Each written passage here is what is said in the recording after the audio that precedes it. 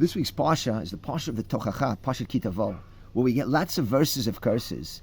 And it gets pretty graphic. I mean, we're talking about mothers eating their children out of hunger. It's brutal. And there's so many of them. And they come in rapid fire, one after another, each one worse than the one that preceded it. And this is what will befall us, God forbid, if we don't do the right thing.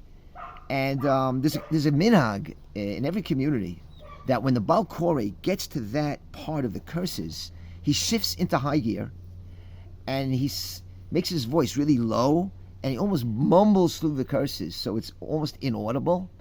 And every community does it. Ashkenazim, Sfaradim, Temanim, they go through it really, really quickly. And the idea is that we don't want these curses, God forbid, to befall us, so we go through it quick.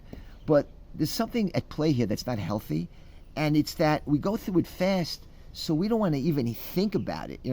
I don't want to hear it. Let's go through it fast. It's too brutal to fathom. Let's get it over with. And that's not healthy, because the Torah isn't some feel-good puff piece. It's warning us what will befall us if, God forbid, we don't do the right thing.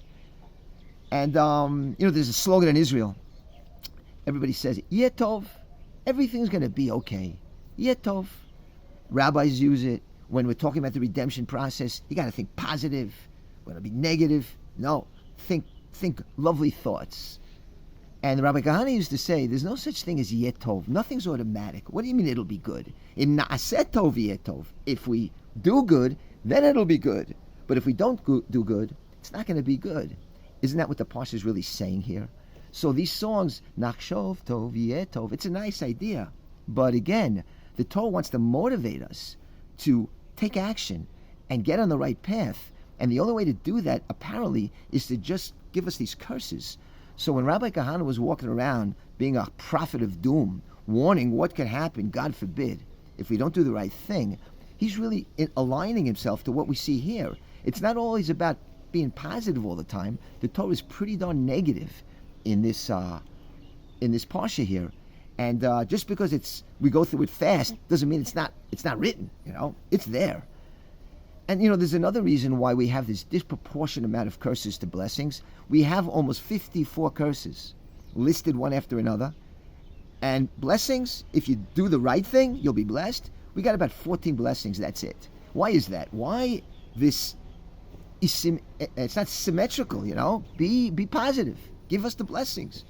Because the reason is because, when you tell a person it's going to be good and he'll be blessed and there will be blessings, you don't have to go into great detail because every person already could imagine for himself what it is to be blessed, I mean, I don't need a description of the Torah. I know what blessed is, sitting under a fig tree, being with my grandchildren.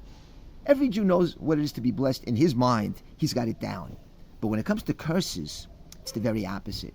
When it comes to curses, we're always thinking, if times are bad, well, this is as bad as it's going to get, right? It's not going to get worse than this. No, the Torah is saying, you think that was bad? Oh boy, you haven't seen nothing yet. And so, you're going to get this, and you're going to get that. And you thought that was bad? Listen to what's going to happen now. And that's what's going on in the Parsha. We're getting these rapid fire curses.